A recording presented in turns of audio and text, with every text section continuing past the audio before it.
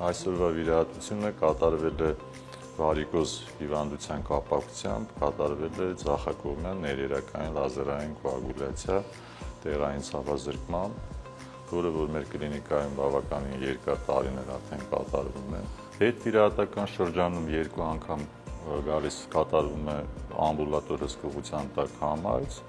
եւ դրանից հետո անցնում են իրենց բնականում կյանքի։ Այսօր շատ ընդունված է վարիկոզ հիվանդության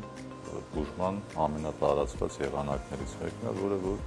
եւս մեր կլինիկայում շատ շուտ բանից կատարվում է։